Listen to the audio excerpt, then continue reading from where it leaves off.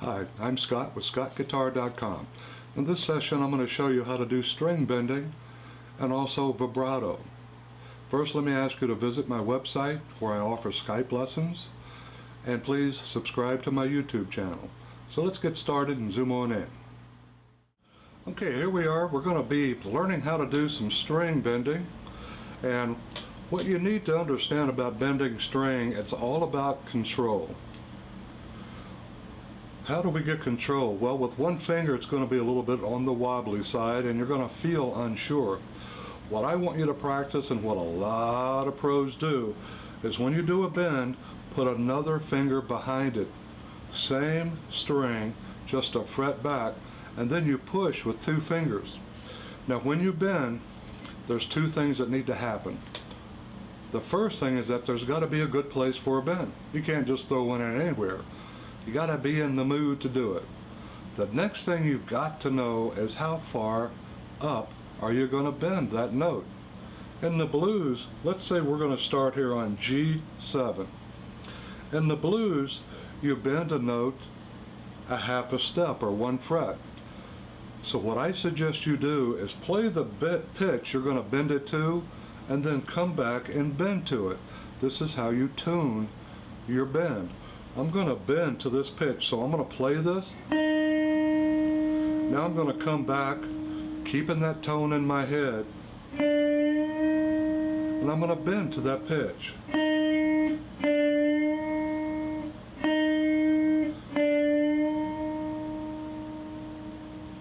So in the blues you can do.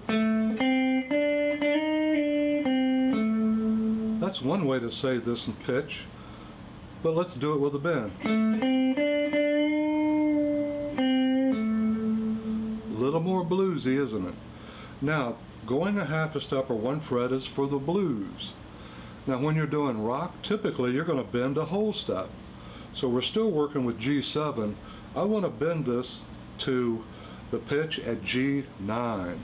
So I'm going to play it, and then I'm going to come back and bend to it.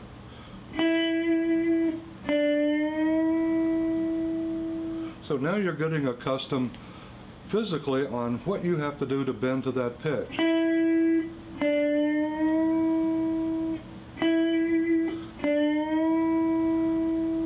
Notice I got two fingers. That means I have control. And what you don't want to do is just bend it right away. Start at your home position and then bend it up. The slower you go at this point, the more you're going to learn. Believe me.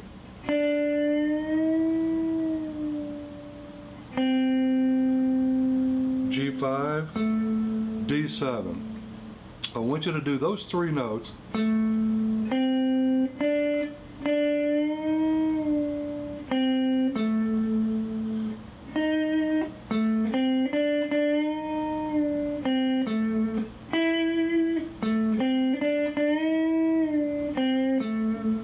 Will also go a step, which is two frets and a half.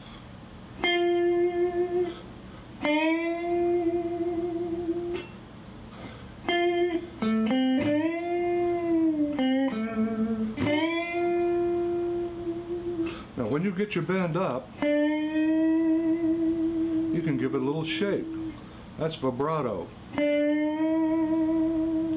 One way to do it.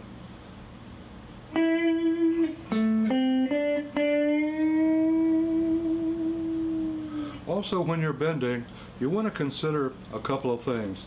Do I want to hear it going up, and do I want to hear it coming down? Here I'm going to bend going up, you'll hear it, but you won't hear it come back down. What I did is I got it to pitch, where I wanted it, then I put my pick on it. Then you can let it go. You don't hear it come down. So where does that come in handy? Well, phrases like this.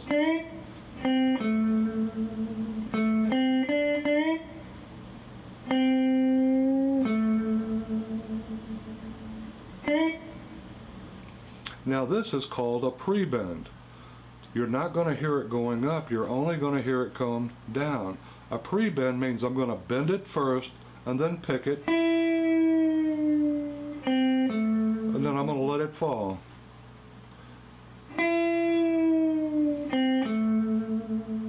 Now I want you to notice something about bending. When you play a note, your finger is going straight in, but when you're bending, I want your tip to go up, to be facing up. In other words, when you're looking down at this finger, you want to see the tip of that finger right there. You don't want it to be hiding.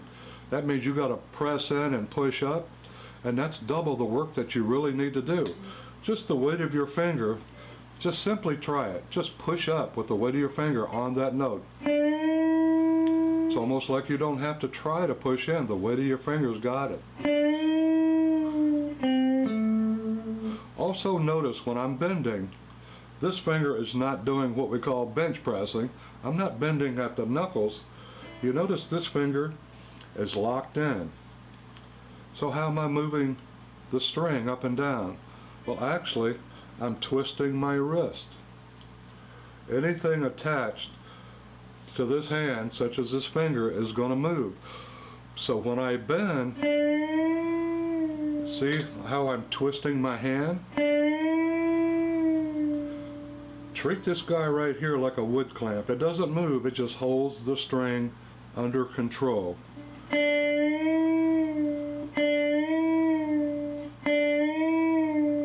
And that's how you get good at bending.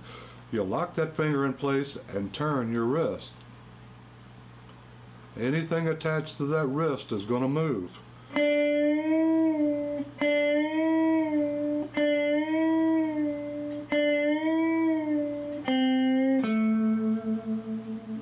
Now, while we're here, let's look at some vibrato.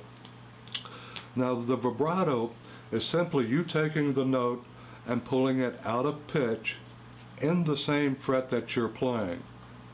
Vibrato does not do this. Notice you can't hear any change. That's east and west. Vibrato has to go south and then north. So what you're going to do is put your finger on this just above center and pull it away from home, and then you're going to control how fast it goes back. Notice this finger is not moving. It's not doing this. My hand is moving. This again is a wood clamp.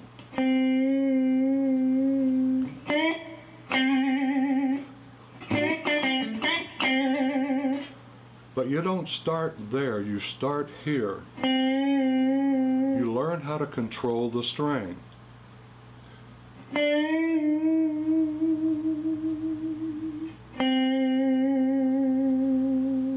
So remember, if you're doing a whole lot of spastic kind of movements and you don't hear nothing, that means you're going east to west on the string. You're going parallel. You got to pull it away from home position and then back up. It's going to go home. You're just controlling how fast it gets there.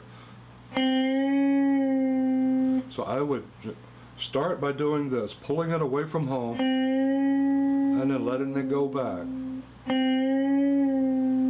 Then build up a little bit of tempo. Remember, you're just learning how to control it at this point.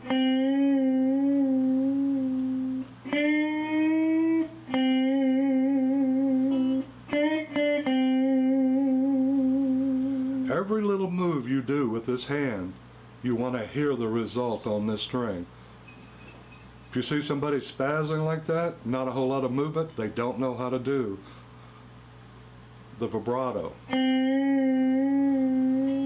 You make a little move, you want to hear a little bit of change. Make a big move, okay?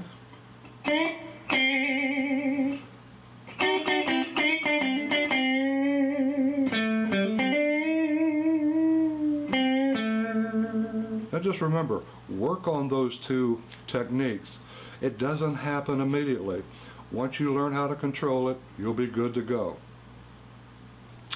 Well, I hope you enjoyed this session. And if you don't mind, please subscribe to my channel and visit my website at scottguitar.com, where I also offer Skype lessons. Feel free to shoot me an email if you got any questions, any concerns about this stuff, and I'll be glad to try to help you. So until the next time, take care.